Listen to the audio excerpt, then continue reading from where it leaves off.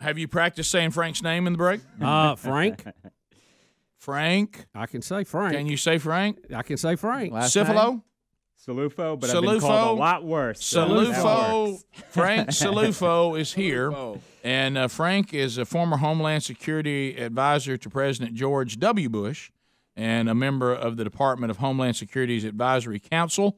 He's just been named to be part of the Auburn University and the McCreary Institute director. But today we're talking, well, I guess we want to know what the McCreary Institute actually is, but certainly want to talk to you about the things that you can tell us about involving our security and cyber and infrastructure. And I mean, there's a lot of things that are concerning, and we all have talked about it. As technology has gotten better, that's wonderful, but it also opens up a whole nother box of problems that we've never had to face before concerning our security here as well and around the world. Absolutely. Well said. Well, firstly, pleasure to be here. Really excited. Thank you, Frank. Great show, and thanks for having me. So first, I'll start with what the McCreary Institute is, and then I'll jump into some of the threat environment, because I think you teed it up just right. Yeah. Well, I've been doing this a long time. No. Andy has a chainsaw.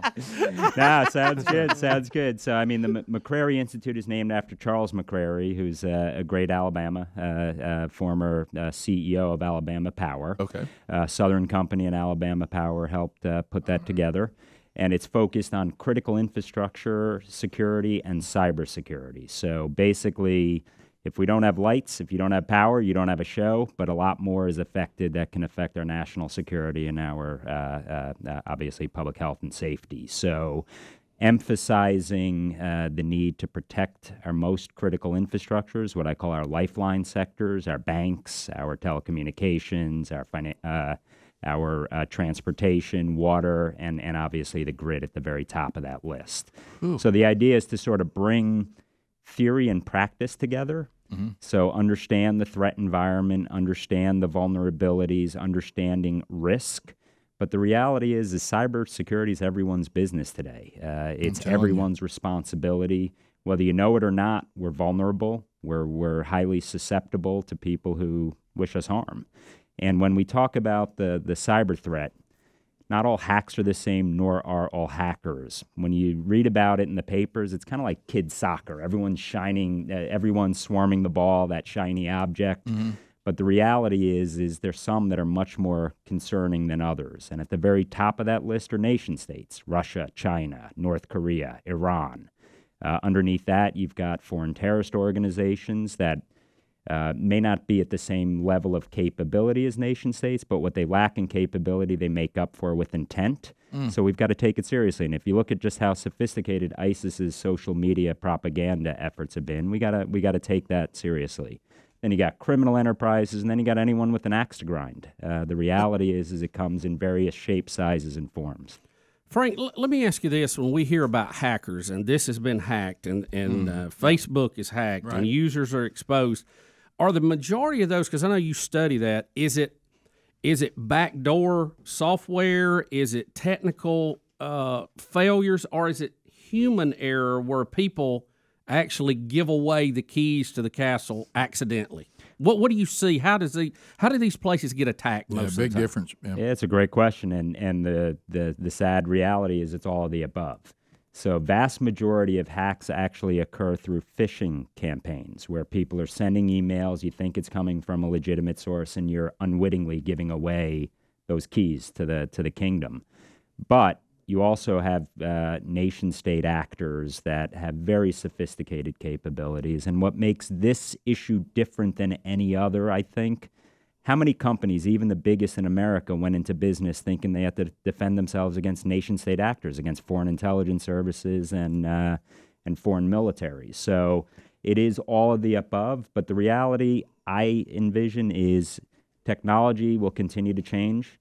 Human nature remains consistent. Mm-hmm. Yeah. Anything bad that's happened in the real world, it's happening exponentially faster in the cyber world. Yeah, which also takes us to one of these things that hasn't changed about human nature is, for some reason, people are bent on ill-gotten gains, and one of the things, and really sometimes without even any concern of how it's going to affect innocent people, and mask people. Also, one of the concerns we're seeing is, I mean, when we put these people in office, and we love being a constitutional republic and having a voice, but some of these people have proven they can't be trusted with our nation's security and access to some of the things they have access inside jobs. You're absolutely right. The insider threat is the number one threat. That's number one. But they're trusted. Right. They have access. They have somebody has to be, right? Exactly. I mean, you can't have a system no one has access to. It doesn't do any good. Yeah, but they're also the ones putting the rules in place to protect others. So yeah, so obviously you've got to always worry about the insider threat. That's always been from. I mean, if you think back to Aldrich Ames, or if you think back to some of these big espionage cases, it's always going to be. It's kind of like you have the offensive and the defensive coordinators' playbooks in your hands. So, so obviously you got a problem there.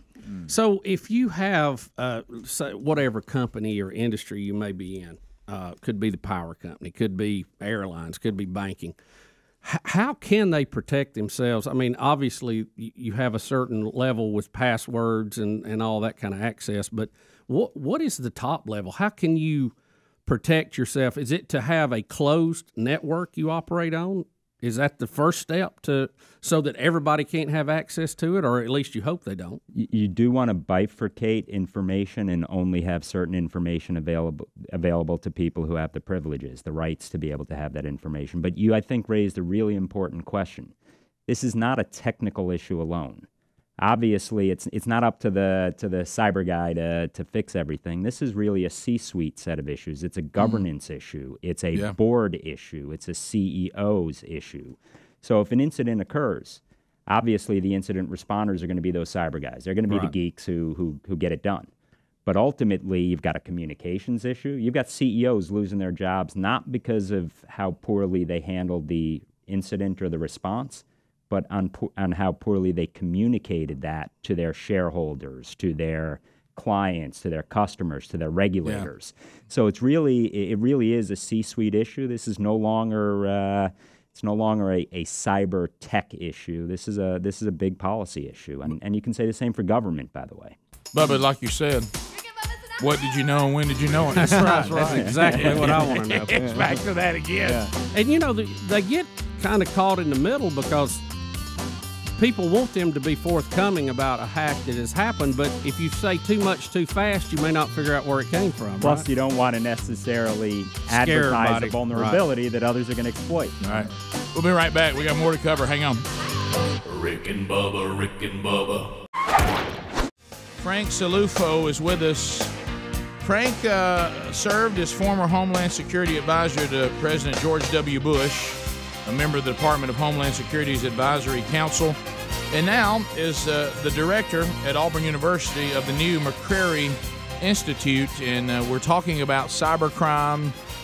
Certainly we talked about the big stuff involving nations and security and access to security, inside jobs, trusting people with information. And I know, Frank, this may be a little beneath what you're doing, but I can just hear it, and we all experience it. The individuals and all the technology we have access to, and identity theft, and malware, and all these different things that happen to people, and involving wireless devices and their personal identity being stolen. And you said in the break that you heard, we say on the show all the time that common sense has become now a superpower because it's so lacking. Mm-hmm.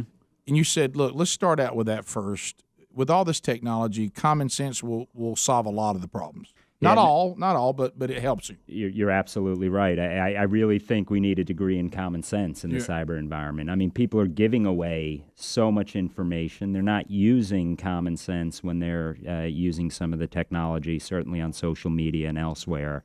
And I really do think raising that bar would actually go a long way in terms of improving our overall security. And how can people do that? What in particular? What are you talking about, Frank? Not put your birth date on everything. Don't put your birth date. Don't put your dog or your cat's name as your password or your those sorts of things. I mean, the reality is if someone who really wishes you harm wants to get that information, they're going to find other ways to do it. But vast majority of the crimes are going to be committed by people who aren't the most sophisticated. They're stupid criminals in the cyber world, just like they are in the physical world. And in the cyber world, they can touch so many people so quickly. If you think about spammers, all they need is one person to click a link. They can send 1 million emails. All they need is that one dupe to click it, and boom, mission accomplished. So that is one of the issues here. But in terms of individuals, I mean, for starters, know what information you're putting out there.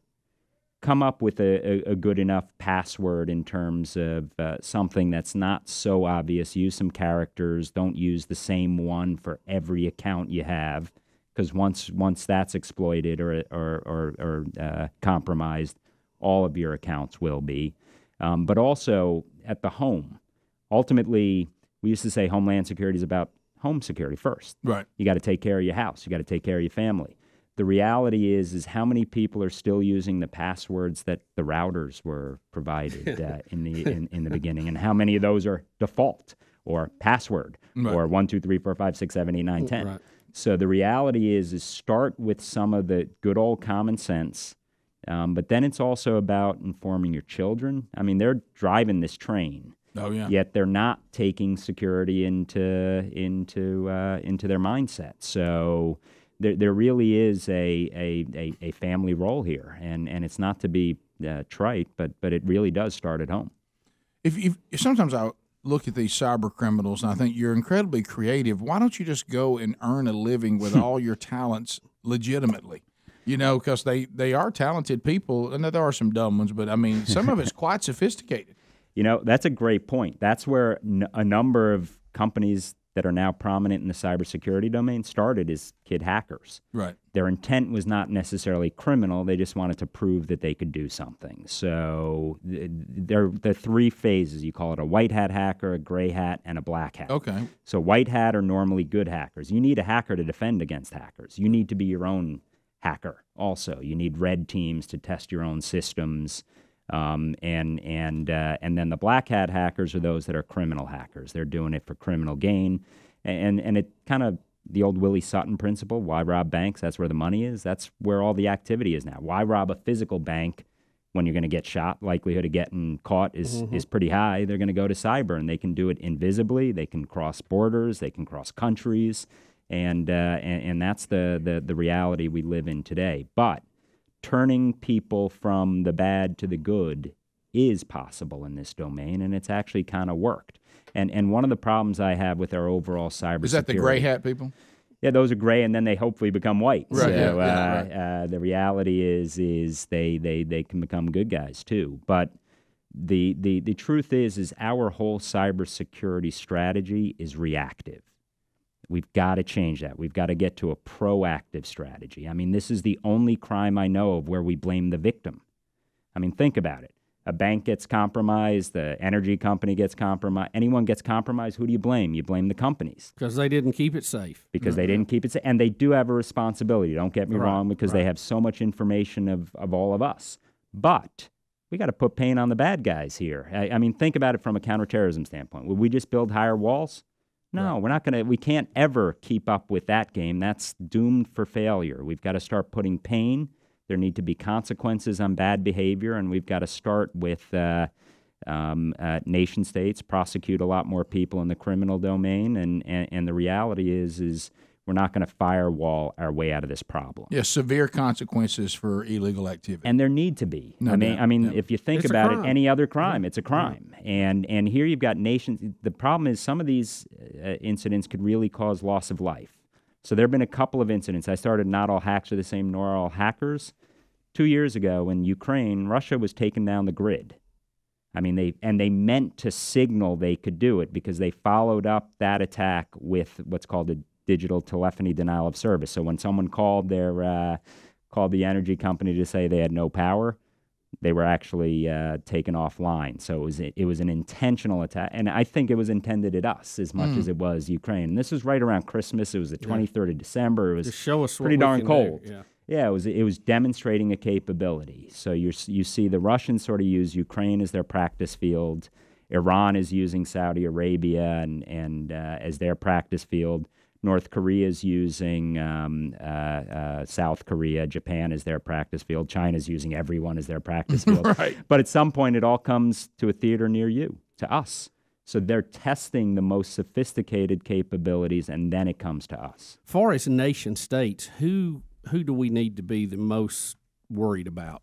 And how much ability does North Korea have? Of course, that situation has lessened a little bit now, but it could, change on a moment's notice. We know that. I'm not optimistic about North Korea. Right. So, I mean, here's the funny: North Korea has become a state sponsor of crime. They're actually involved in cyber crime. Right? Don't they have a special? They've got a special unit. What's the name They've got of it? hundreds Got a of people. number on it? I remember reading about that's it. the Chinese. So Okay. North Korea has a unique military unit, and everyone in North Korea, the only way you can get out of Pyongyang is to be cyber savvy. So everyone wants to be technically They motivate sufficient. them. They're motivated, and then most of those attacks are not coming out of North Korea. I mean, look at a satellite at night of North Korea. Yeah, it's dark. Dark. You look at the south, but they're doing their attacks in China, and they're doing their attacks elsewhere. So North Korea is sophisticated, but China's the most sophisticated, and Russia's the most active. Russia's the spoiler. China's the long-term threat. Wow. There you go. If you have any questions, you may have some things we didn't think of, you want to ask Frank, you can at 866-WE-BE-BIG. Frank Cilluffo is our guest, and talking about a very important topic today, and he's shedding some light and can answer some questions if you got them. 866-WE-BE-BIG. Rick and Bubba, Rick and Bubba. I find out those by going to Casper.com. So Frank Cilluffo is here. We have some callers that are coming in. We'll get to some of those questions, but we did want to ask you specifically about the paranoia of how our enemies can affect our elections through the technology that is available to them. And you said there's kind of been a misconception about what they can and can't do as of now. As of now. And that's important to say that. By the way, after that commercial, I wanted to take a nap. I bet you did. That made me feel really. So that was you well one? done. That was well done. Well, look, I'll take care of that. Send it right to your house. No, but I mean, truth is I think there was a lot of misconception around what Russia did during the meddling of the elections, and it's not to take away from the fact that they were driving wedges between Americans, and we should be ticked about that. And quite honestly, there ought to be consequences for that bad behavior, and I think we're starting to see those consequences. And like y'all said, it did work. What they did work. And the fact that we're talking about it all the time means it was very effective, right, because it's a psychological operation. The Russians view cyber as information warfare. It's a psychological operation first. Tactics and techniques and cyber is second. We treat it very differently. We play by Queen's rules. They don't. And that's got to change a little bit, because we got to play by the rules of the adversaries. But there was a lot of discussion about the changing of the actual votes. That did not occur as of now. I can tell you that all 50 states now are integrated into the national security community for this next set of elections. And there are other countries. So China has influence, for example, elections outside, not in the United States, but elsewhere. But that's more social media. That's driving wedges. That's trying to double down. It's public opinion. But they're doing it effectively. And we got to take that seriously. And here's the thing. There have to be consequences, because everyone else is watching. It's not just about Russia. But what does this tell Iran? What does this tell North Korea? What does this tell China? What does this tell any other country that has a cyber capability, which is every country that has a modern military? So we've got to start taking these issues seriously, but we also don't want to overstate, and we don't want to get it caught up in the political spin. This is a red, white, and blue issue, not a red or blue issue. And Frank, we've talked about it, and tell me if this is correct. Like prior to the election, they saw Trump as the underdog, so they put out stories helping Trump against Hillary on social media. Their bots relayed it. It looked like a ton of people. And then the minute he wins, then they start putting out negative stories on Trump and pushing people to parades and protests. They want what I call H&D, hate and discontent. They don't have a favorite. They just want us fighting with each other. Absolutely right. And that's what happened. It's driving wedges. Yeah. It's driving wedges. That's more effective than anything they can do if we're shooting at ourselves. But they can, as of right now, they cannot go in and manipulate the vote tally. They can influence it, but there are some vulnerabilities. The good news is the good guys are on it. Mm-hmm. So this would not be the time if you're a bad guy to test. Are you saying the white hat hackers are on it? And the government as a whole. Right. So, I mean, here's the other thing to think about. The government's not going to get the information only through cyber means, through forensics. They've got other sources. They can use human intelligence, technical means, signals intelligence. So, but we've got to focus it on this cyber issue. In other words, historically, we haven't treated cyber at the level we are now. A couple of phone calls, and then I'll let you talk about how you ended up at Auburn. We got to talk about that. Awesome. Let's talk about Cam. War Eagle. Look, he's already got it. He's got it. Cam in Prattville. Cam, you had a question for Frank. Go ahead. Yeah, could you get Frank to explain VPNs, their value? Does the average Joe need one, and how do you find a good one? VPN. Do you need one? What are they? And does the average Joe need one? No, that's a good question. So if you're traveling and you're using a laptop a lot and you're at a hotel, a VPN really can provide some value because it basically masks your ISP, so you don't know where that data is coming from. Long-winded way of saying it's not a silver bullet, but I actually think VPNs, just know who your VPN provider is. Some of them are not legitimate themselves. You gotta look into who the provider is. But I think VPNs do have a role to play, and especially if you're using laptops and you're traveling quite a bit. What if you don't know what is a VPN? So this is it basically would mask. So you can say that your ISP, where your coordinates are coming from Australia, for example. So when someone is trying to identify who you are, they're not going to think you're in the local area, so they won't necessarily steal your credentials as quickly. One more question, Brad. Brad, go ahead. Welcome to the program. What's your opinion about the software that remembers your password? Yeah, to be honest, I use it all the time just because we're human. It's convenience. I think if you're working through Apple and some of the more legitimate entities, it is a function, not from a security standpoint, but purely from a convenience and remembrance standpoint. So I'm not necessarily the right person to follow necessarily on all this, but I use them. You do? I do. What kind of computer you got, Frank? So I got a Mac. Okay. I'm all Apple. Right. Could you get Hillary's emails? So Frank, tell us how you ended up at Auburn. And what's going on? Yeah, If you're interested in this field, how does this all tie in? I am thrilled to be at Auburn. I was excited before I started, even more so now. So I happen to have worked pretty closely with General Burgess, who is so do I. So does Bubba. Yeah. Love that man. Worked with him in our national security kind of environments in the past, and we'd been doing a lot of work together. I was running a great think tank at GW, which I loved to death, so I had a great job. But I was missing that tech bench. You can only do so much policy, hand it off to someone else, and then they mess it up, or at least that's how I feel. So the reality is I want to marry up the theory and the practice. I want to marry up technology and policy. It's at those edges. That's where the cool stuff is occurring. And Auburn University has a massively deep tech bench. If you think about the space industry in terms of what's going on in Huntsville, if you think about the computer science program, David Umphris is running there. They've got some massive capability, but it's not always targeted right.